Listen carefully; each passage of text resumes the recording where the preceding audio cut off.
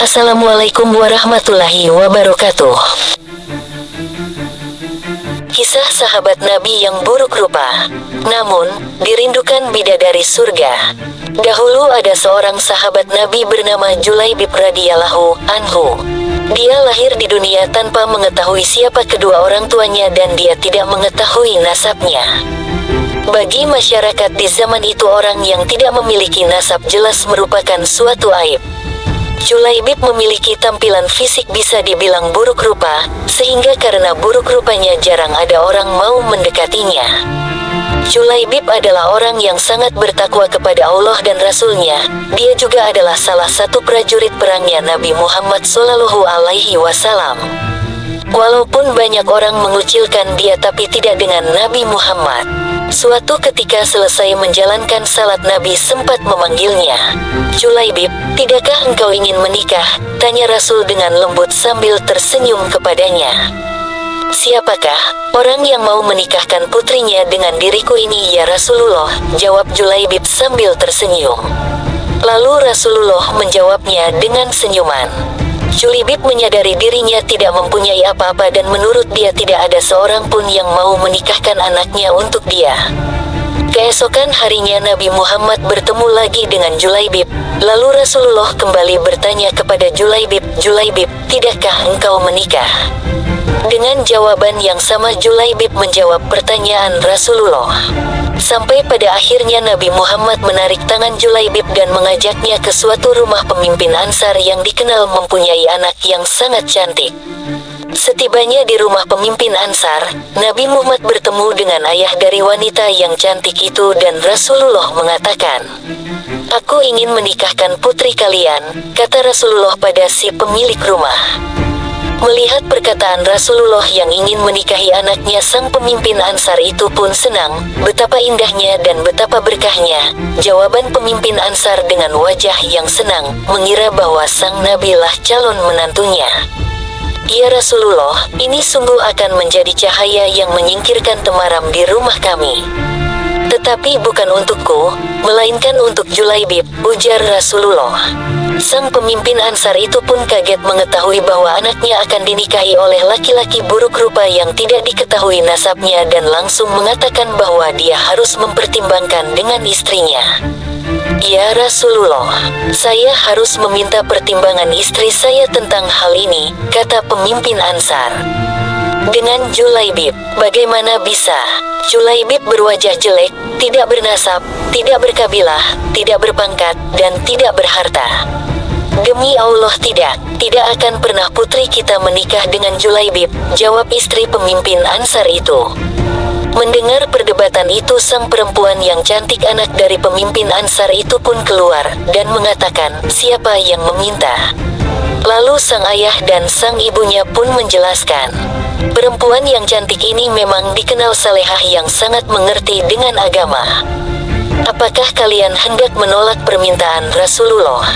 Demi Allah, kirim aku padanya. Dan demi Allah, karena Rasulullah yang meminta, maka tiada akan membawa kehancuran dan kerugian bagiku." Perempuan salehah itu lalu membaca ayat yang artinya, "Dan tidaklah patut bagi lelaki beriman dan perempuan beriman, apabila Allah dan Rasul-Nya telah menetapkan suatu ketetapan, akan ada bagi mereka pilihan lain tentang urusan mereka. Dan barang siapa mendurhakai Allah dan Rasul-Nya, maka sungguhlah dia telah sesat yang nyata." Quran Surat Al-Ahzab ayat 36. Mendengar jawaban dari perempuan cantik nan soleha itu, Nabi Muhammad pun tertunduk lalu mendoakan sang perempuan itu. "Ya Allah, limpahkanlah kebaikan atasnya, dalam kelimpahan yang penuh berkah. Jangan Kau jadikan hidupnya payah dan bermasalah." Maka benarlah doa Nabi Muhammad. Tak lama kemudian Allah karuniakan jalan keluar baginya. Kebersamaan di dunia ternyata tidak ditakdirkan terlalu lama. Meski di dunia sang istri salehah dan bertakwa, tapi bidadari telah terlampau lama merindukan Julaibib di surga. Julaibib, sahabat Nabi yang buruk muka, lebih pantas menghuni surga daripada dunia yang tidak bersahabat padanya. Setelah pernikahan dengan perempuan cantik, Julaibib ikut perang dengan Rasulullah, dan Julaibib pun menjadi salah satu korban yang meninggal dalam peperangan itu. Saat syahid di medan perang, Rasulullah begitu kehilangan sosok Julaibib. Pada akhir pertempuran, Nabi Muhammad bertanya, apakah kalian kehilangan seseorang? Tidak ya Rasulullah, serempak sahabat menjawab.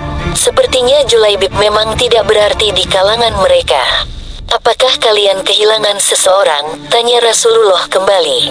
Nabi Shallallahu Alaihi Wasallam bertanya lagi. Kali ini wajahnya merah bersemu. Tidak ya Rasulullah, kali ini sebagian menjawab dengan was-was, beberapa orang menengok ke kanan dan ke kiri. Rasulullah menghela nafasnya. Tetapi aku kehilangan Julaibib, kata beliau. Para sahabat tersadar. Carilah Julaibib. Maka Julaibib yang mulia pun ditemukan. Ia terbunuh dengan luka-luka di sekujur tubuh dan wajahnya. Di sekitar jasadnya, ada 7 jasad musuh telah ia bunuh. Rasulullah dengan tangannya sendiri mengkafani Julaibib. Beliau mensalatkannya dan berdoa, "Ya Allah, dia adalah bagian dari diriku dan aku adalah bagian dari dirinya," kata Rasulullah. Saat Julaibib selesai dimakamkan, terjadilah peristiwa yang menakjubkan.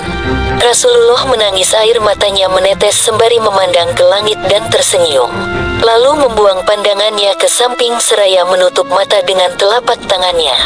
Para sahabat yang melihat kejadian itu terheran-heran lantas bertanya kepada Rasulullah, "Wahai Rasulullah, mengapa engkau menangis di pusara Julaibib?" "Aku menangis karena mengingat Julaibib. Hari ini dia memintaku merestuinya untuk menikah. Semestinya hari ini dia tengah bahagia bersama istrinya. Namun, hari ini juga ia telah tiada," jawab Rasulullah. "Lantas tadi kenapa engkau tersenyum?" tanya salah seorang sahabat. "Saat memandang langit, aku melihat para bidadari turun untuk menjemput Julaibib," jawab Rasulullah. "Tapi mengapa lantas engkau membuang pandangan ke samping? Apa yang engkau lihat ya Rasulullah?" Bidadari yang menjemput Julaibib begitu banyak. Mereka saling berebut. Ada yang meraih tangannya dan ada pula yang meraih kakinya, sehingga salah satu dari bidadari itu tersingkap kainnya dan terlihat betisnya, kata Nabi Muhammad Shallallahu Alaihi Wasallam. Wallahu a'lam bishawab, semoga kita bisa mengambil pelajaran dari kisah ini.